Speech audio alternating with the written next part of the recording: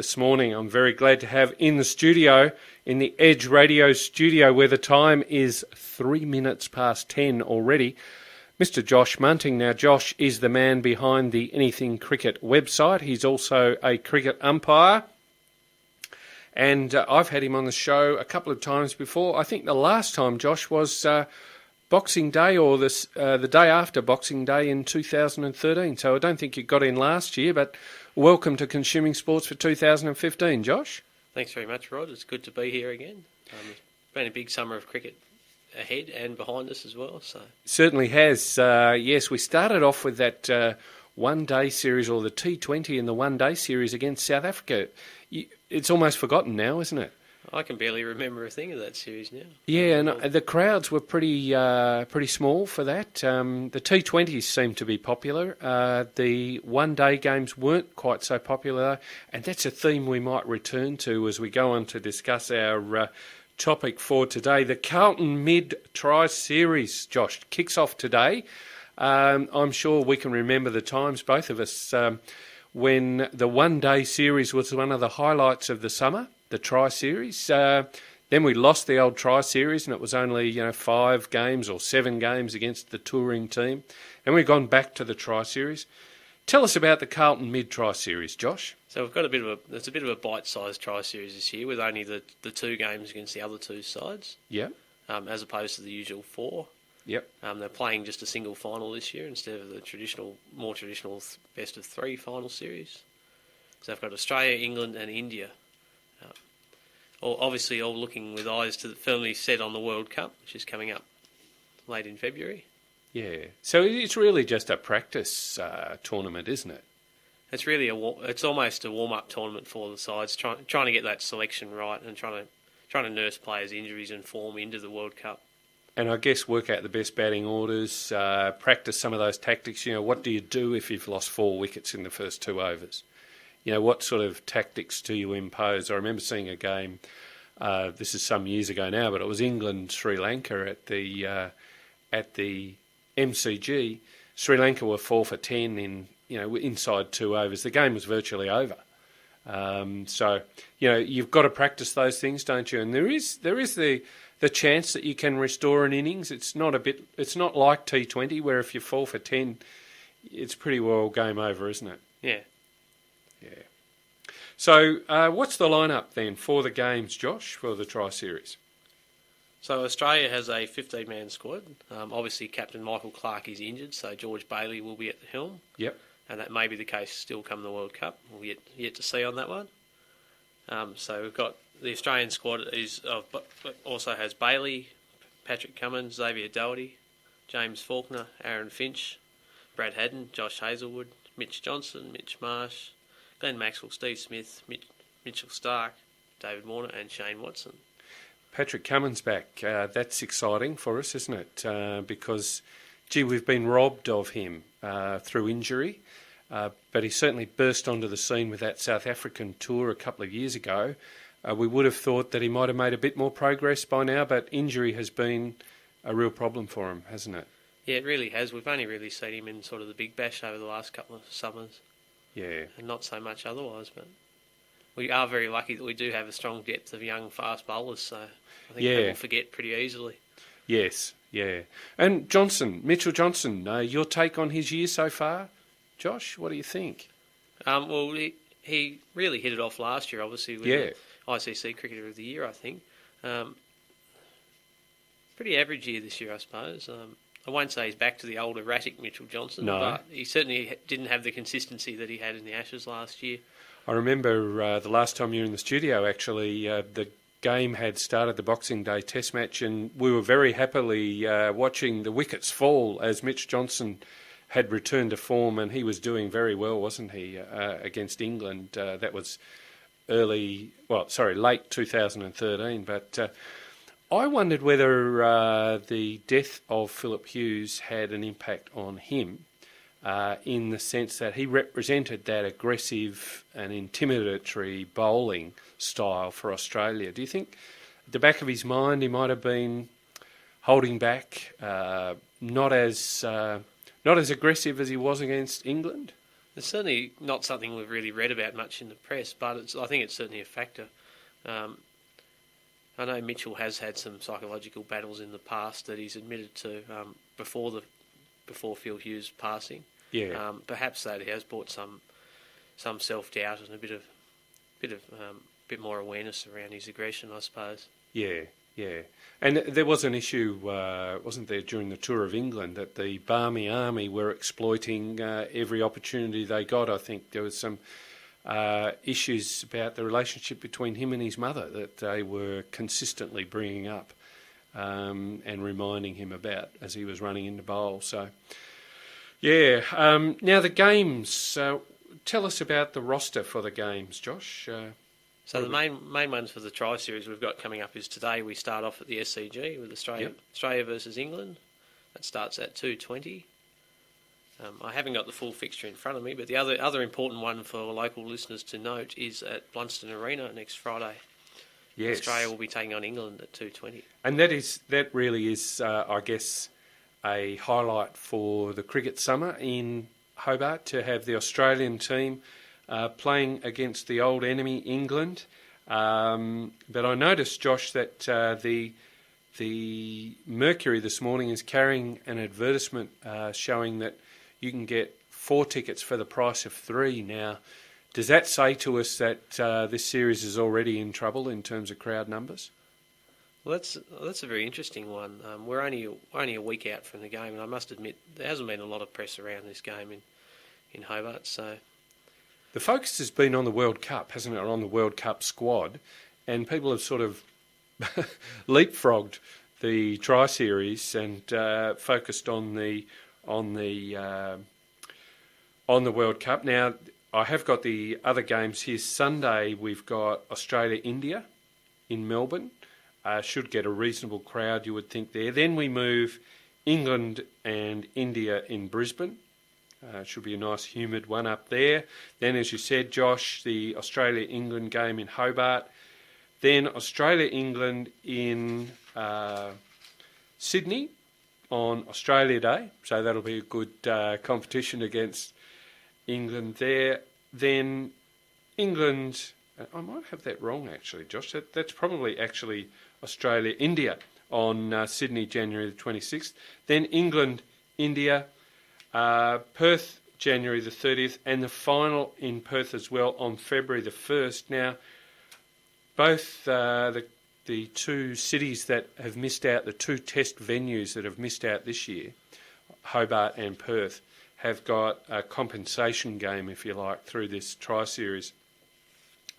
We've got the Australia-England game, and Perth have got the final after the England-India game.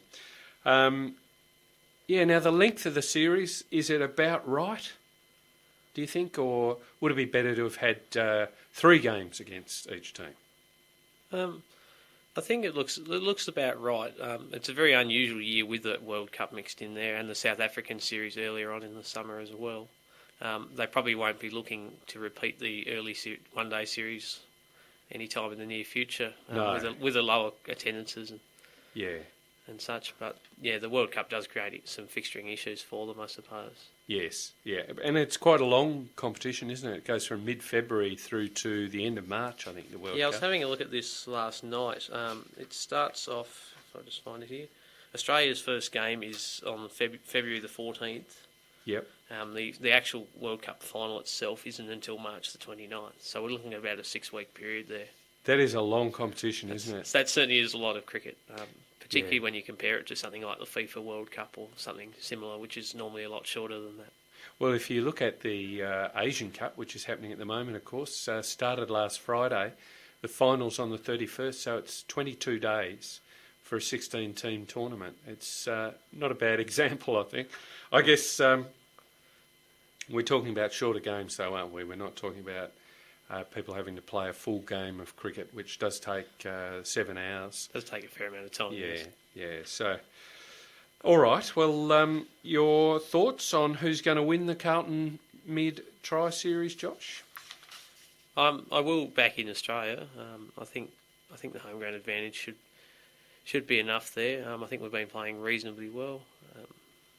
there is certainly some improvement to be made. I think we'll hopefully see that over this summer. But the English form in the lead-up games in Canberra has looked pretty spectacular.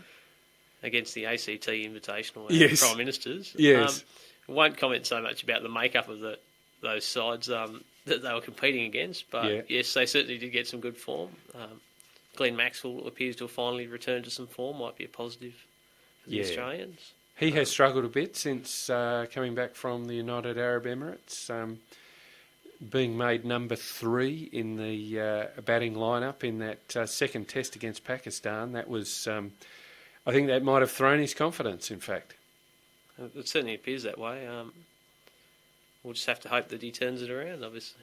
Yeah, now that there's, of course, one ball that I don't think we'll ever forget from the Big Bash competition where he stood back and watched the ball hit the wickets. It was the opening ball of the innings, I think. Quite an amazing scene there. Yeah, that was pretty extraordinary. It did remind me a little bit of my own batting before I started to wear glasses. Oh, right. Yes. Okay. Yes, it was certainly something that shocked the commentators and I think everybody that was watching that day. Yes. Now, the Australian lineup, I think you know, Josh, that I'm a big supporter of James Faulkner, and I'm very glad to see that he is in the squad for the one-day games and for the World Cup. Now, for me, I would have gone a bit further than Steve Smith as captain. I have said this on Facebook and on Twitter, but I would have made James Faulkner captain. Now, I know he doesn't have a first-class Test century under his belt, but every time he's played for Australia, he seems to have stepped up a level. So I'm hoping to see some exciting play from James Faulkner. What are your thoughts there, Josh? Any thoughts on James? Well, I'm certainly a big fan as well, and we've seen him in the last few nights in the Big Bash, certainly dominating in some tricky situations. With the super over the other night, yes, I think it was particularly important in that one. It'd be very interesting to see whether he actually makes the final 11, to be honest. I certainly think he should be in there, but he'll be competing with Mitch Marsh and Shane Watson. Yeah. Probably for 2 all-rounder spots. Yeah, yes, that's quite right. And Watson, the Test series, I remember reading on Twitter as soon as Watson got his first 50, well, there's Shane in the team for the next 3 years. You know, he doesn't seem to have quite the same standards to achieve to be kept in the team, does he? No, he certainly seems to just be staying alive. I think he's very lucky he did fire in the first innings of that last test, or he may not have been even looking for the first one-day game. And a couple of wickets as well. Was on hat-trick there at one stage in the last test, wasn't he? So, yes, he's got that. Can we keep saying he's got potential? You know, he's 32, I think, Josh. Is it a time for him to have actually performed? Well, it's starting to look that way. The one thing that he does bring to the side when his fitness is right is that extra bowling option, which can be pretty important, but he seems to have been fairly underutilised in that area recently as well. Yeah. Now, Alastair Cook, not on the plane with the English team. There's been a few issues about the English selection. Alastair Cook, Kevin Peterson, of course. If the problem was Alastair Cook and Kevin Peterson, well, Cook's gone, why not bring back Peterson? Well, this is an interesting one, and Owen Morgan, the new English one-day captain, very quickly shut the door on Kevin Peterson returning. He said that he was very happy with the group of players that he had and that Kevin's situation hasn't changed over the past year, to quote his words. Yep. So they opted not to bring Kevin Peterson back into the side. Perhaps they're looking to put this all behind them rather than pick who's right or wrong in this saga. KP was certainly very excited publicly when Alastair Cook was sacked as captain. Yes. Yes. Yeah, so it'd be interesting to see how much that sideshow does affect England in the World Cup. Whether some of their supporters may still believe that Kevin Peterson should be in that side. Yeah.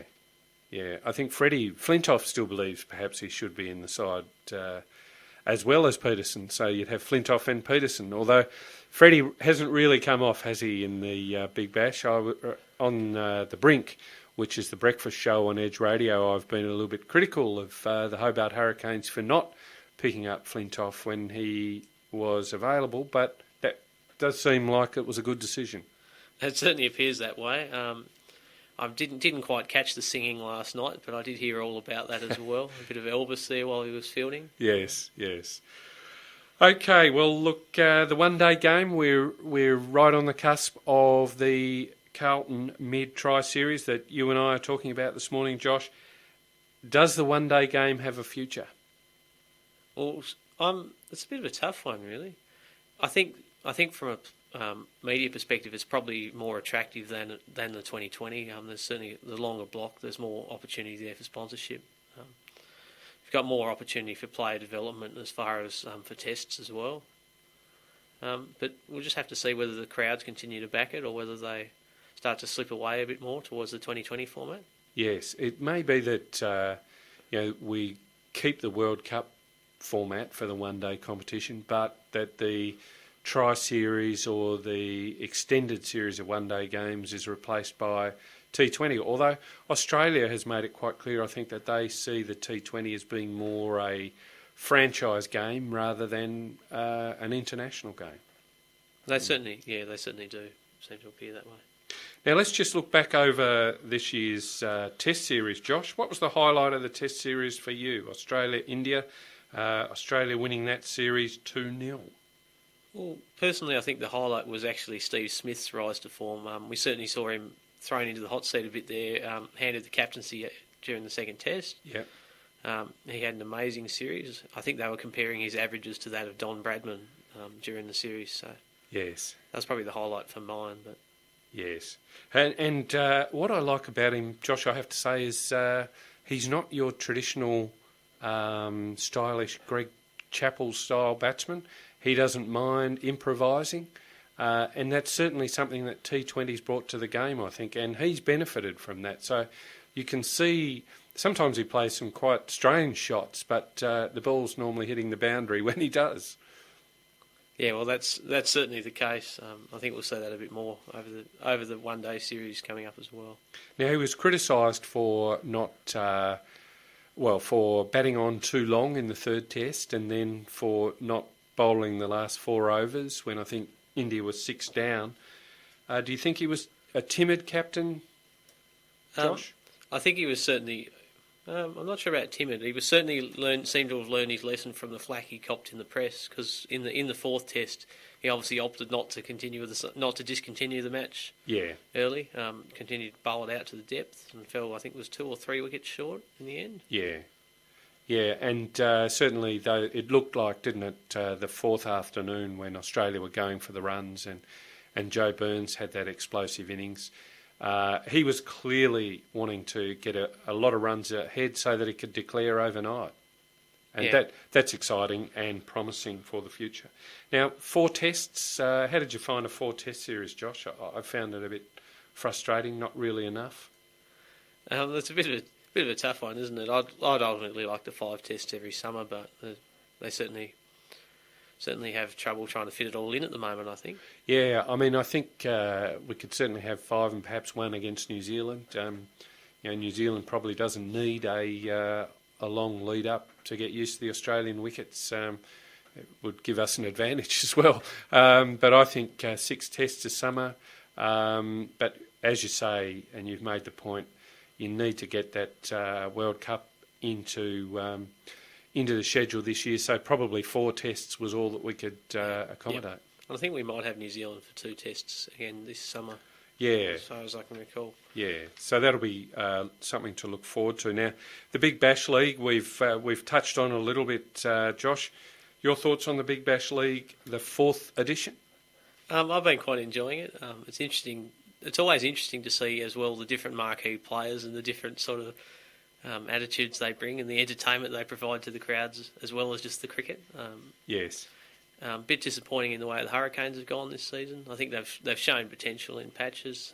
They're a very good side, and then they've blown it on other patches. So. Ben Dunk is so critical, isn't he, to the Hurricanes team. If he comes off, if he gets that big score, then the team does well. Well, you might have seen a bit of controversy last night where he was recalled and then he was given out, he was recalled and then he was given out again after quite a lengthy delay as well. Your view, Josh, was he out?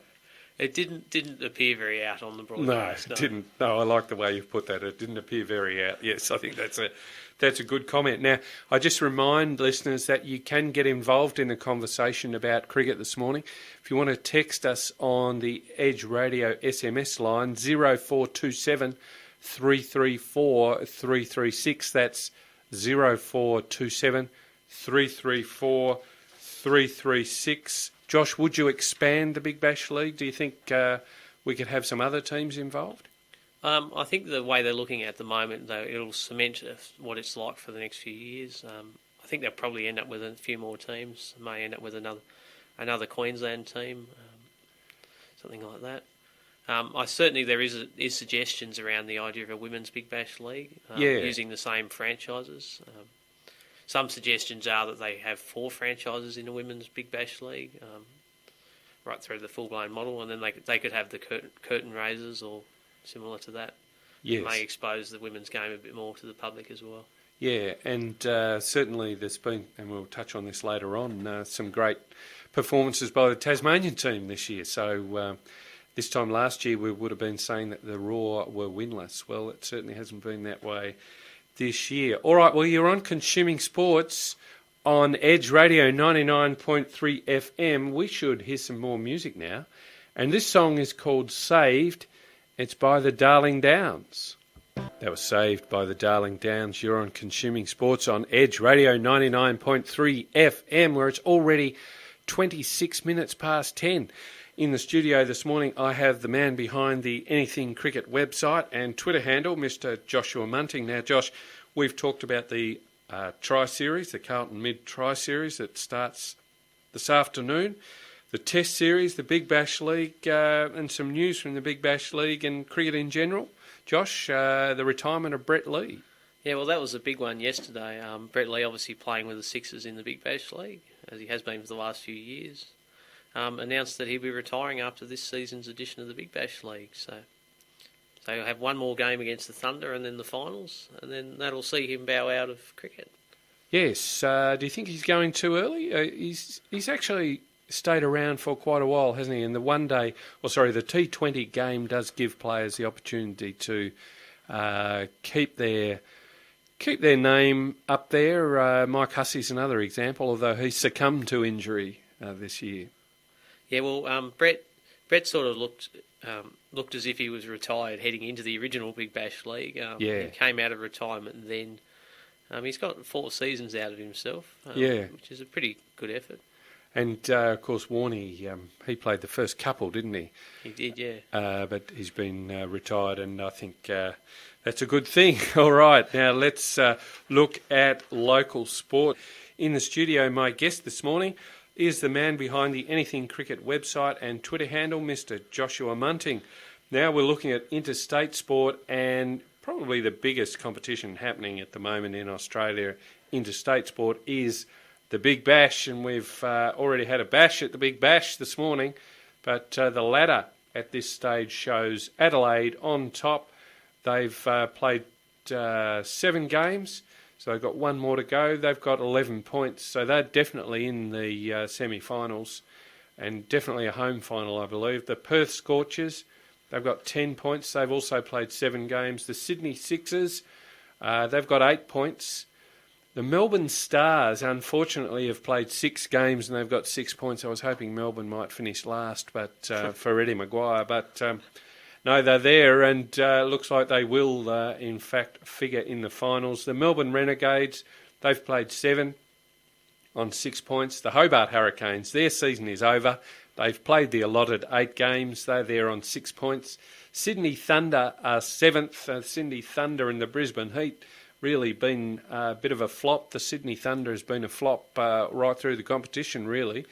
And the Brisbane Heat got a win last night against the hapless Hurricanes. So there are some games to come to finish off the KFC Big Bash. In fact, round 8, we've got on Saturday night the Sydney Thunder versus the Melbourne Stars. On Monday night, we've got the Melbourne Renegades against the Adelaide Strikers. If that's Monday, it must be Wednesday, the 21st of January. the Melbourne Stars versus the Perth Scorchers. That'll be a big one. And then the 22nd, the last game, I think the competition will be fizzling out there. Or the Sydney Sixers versus the Sydney Thunder. And then we move, Josh, to the semi-finals, the 24th and the 25th of January. And we move then to the final, which will be played at Manuka in Canberra. Bit of a surprise, that one, Josh. Did you see that coming, that it'd be played there? That was a very interesting call. Obviously, the first three fixtures they've opted to go with the home side being top finishing side, winning through from the semis. There's certainly a very unusual call there. Perhaps they didn't want to play another final in Perth. Perhaps they're looking at their broadcast times. I'm not quite sure what the logic there was. Yeah, good point. It may well be to do with the television, and if it's in Manuka, then they can decide when it's going to be played. They don't have to worry about the Perth audience and what's convenient for the Perth audience and what's convenient for us over here on this side of the country. Not that they would admit that publicly, that yes. It may be because of Perth hosting the final. Yes. And there's a chance that they'll be doing it, or that they'll be in the final again. So well, that'd be pretty incredible if they make their fourth consecutive final. Yeah. So do you think the Strikers are the team to beat, Josh? Certainly at the moment, they look like they could go the whole way, Yeah. Okay, so that's Big Bash cricket. Not strictly interstate cricket, I suppose, given that they are franchises. And, I have heard that Geelong is a chance to host a franchise in an expanded Big Bash league. But as you say, Josh, that might be some years off now. And in women's cricket, well, last weekend, a great weekend for the Tassie Roar. I was mentioning to Josh earlier on in the program that the Tassie Roar had struggled to win games. Last weekend they won 3 in the Women's National Cricket League, which is the 50-over game. They beat the ACT by 3 wickets. Celeste Rack, she took 4 for 41. Pike took 3 for 44, and Corinne Hall made 72. On Saturday, in a T20 game, they beat the ACT by 31 runs, and Amy Satterthwaite from New Zealand, she replaced Heather Knight as our import player and made 87 not out last Saturday. So we won that game by 8 wickets.